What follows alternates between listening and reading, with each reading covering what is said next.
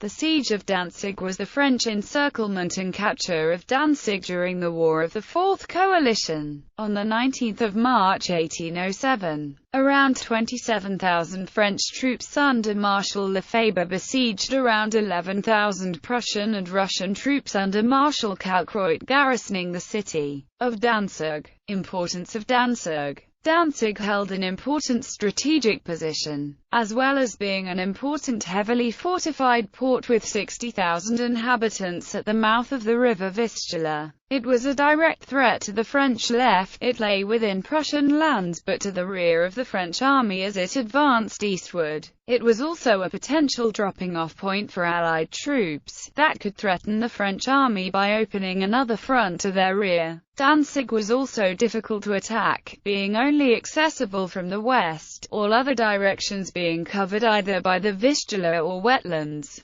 Furthermore, it had precious resources of great interest to the Grande Armée in planning a substantial campaign in the east. In a letter dated 18 February 1807, Napoleon noted to Marshal Lefebvre, "Your glory is linked to the taking of Danzig. You must go there." Order of battle. The task of taking the city was in mid-February given to Marshal Lefebvre and his 10th Corps. The Marshal was aided by Generals Chasseloup-Lorbat, who commanded the engineering works, and Baston de la Riboisière, who commanded the artillery. Together they were the two best specialists in their respective fields in the French army. General Drouet was the chief of staff. The 10th Corps comprised two Polish divisions under General Jan Henryk Dabrowski, one Saxon Corps, one contingent from Baden, two Italian divisions and about 10,000 French troops, in total about 27,000 men and 3,000 horse.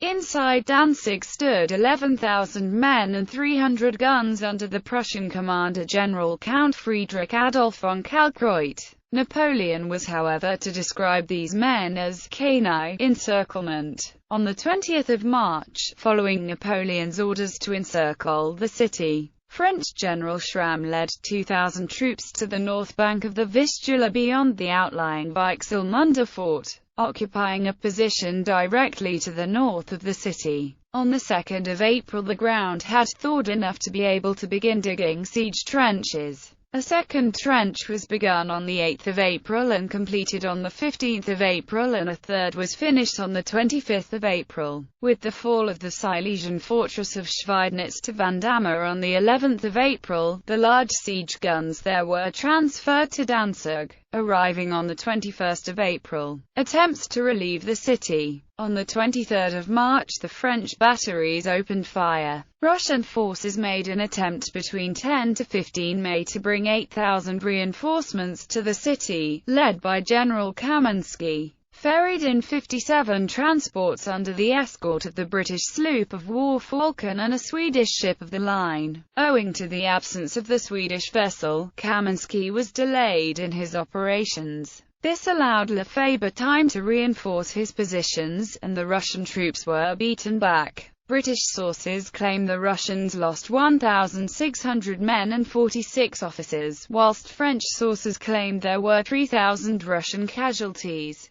A further attempt by the British 18-gun Pram Dauntless to bring a badly needed 150 barrels of gunpowder via the river failed. Dauntless ran aground near a battery, which bombarded her until Grenadier Guards from Paris were able to capture her. Siege continues. After these failed attempts to relieve the city, the siege and mining continued. On the 21st of May Marshal Mortier's corps arrived, making it possible to storm the Hagelsberg. Seeing that he could no longer hold out, Kalkreuth sued Lefebvre for peace, requesting the same capitulation terms given by the Prussians to the French in Mainz in 1793. The terms were finally agreed were that the garrison could march out with all the honors of war, with drums beating, matches lighted, and standards flying. The terms were generous because Napoleon was eager to put an end to the siege since the summer was approaching and he needed to remove the threat to his rear and to reposition the troops elsewhere. Surrender and aftermath. Danzig capitulated on 24 May 1807. Napoleon then ordered the siege of the nearby Weichselmunde fort, but Kaminsky had fled with his troops,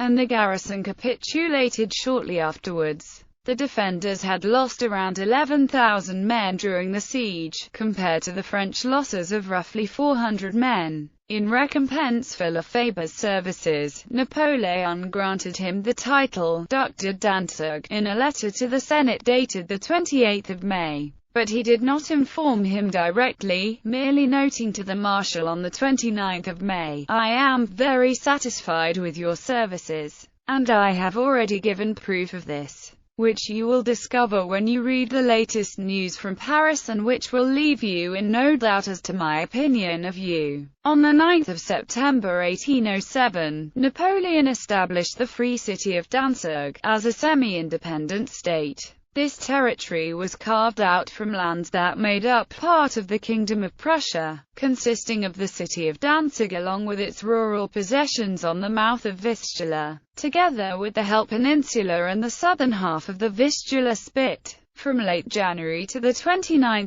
November 1813, Russian forces laid siege to the city and the French occupying forces withdrew on 2 January 1814.